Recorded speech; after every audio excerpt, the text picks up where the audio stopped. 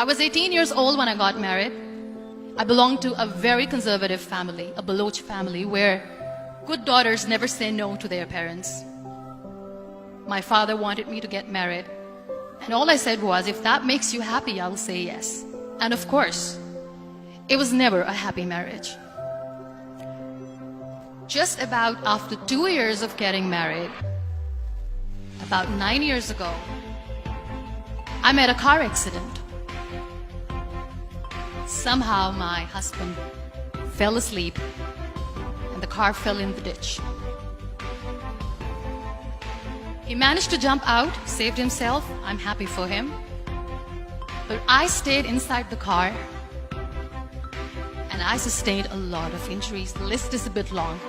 Radius ulna of my right arm were fractured. The wrist was fractured. Shoulder bone and collarbone were fractured. My whole rib cage got fractured. But that injury that changed me and my life completely was the spine injury. Many people came to rescue. They gave me CPR. They dragged me out of the car. And while they were dragging me out, I got the complete transection of my spinal cord. Those 2.5 months were dreadful. I was at the verge of despair.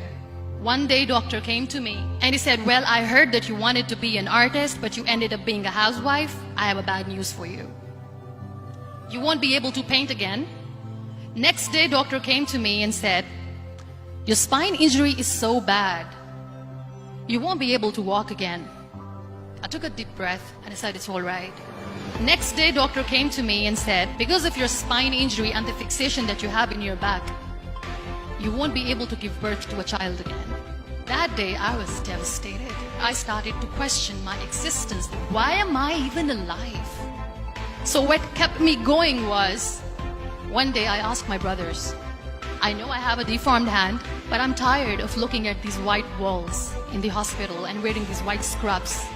Bring me some colors, bring me some small canvas. I want to paint. So the very first painting I made was on my deathbed, where I painted for the very first time. What an amazing therapy it was. Without uttering a single word, I could paint my heart out. I could share my story. People used to come and say, what lovely painting. So much color. Nobody could see the grief in it. Only I could. And that day I decided that I'm going to live life for myself.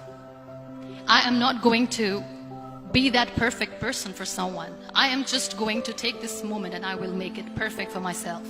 That I'm going to fight my fears.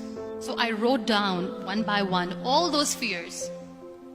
And I decided that I'm going to overcome these fears one at a time. You know what was my biggest fear?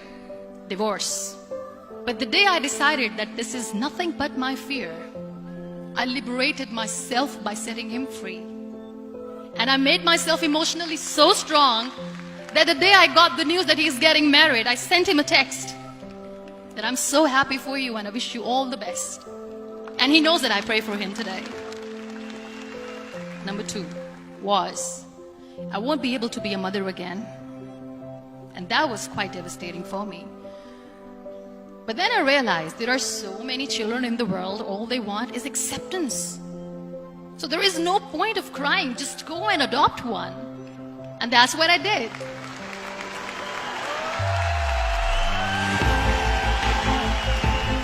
I gave my name in different organizations, different orphanages, and I waited patiently. 2 years later, I got this call from a very small city in Pakistan. I got a call and they said, are you Muniba Mazari? There is a baby boy and would you like to adopt? I could literally feel the labor pain. I said, yes, yes, I am going to adopt him. I am coming to take him home. And that day, I was 2 days old and today he's 6. You know, when you end up being on the wheelchair, what's the most painful thing?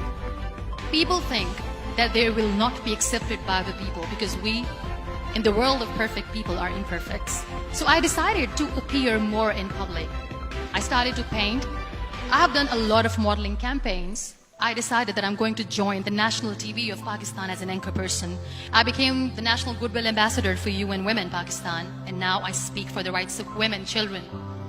I was featured in BBC 100 Women for 2015. I'm one of the Forbes 30 under 30 for 2016. So when you accept yourself the way you are, the world recognizes you. It all starts from within. We have this amazing fantasy about life. This is how things should work. This is my plan. It should go as per my plan. If that doesn't happen, we give up. I never wanted to be on the wheelchair.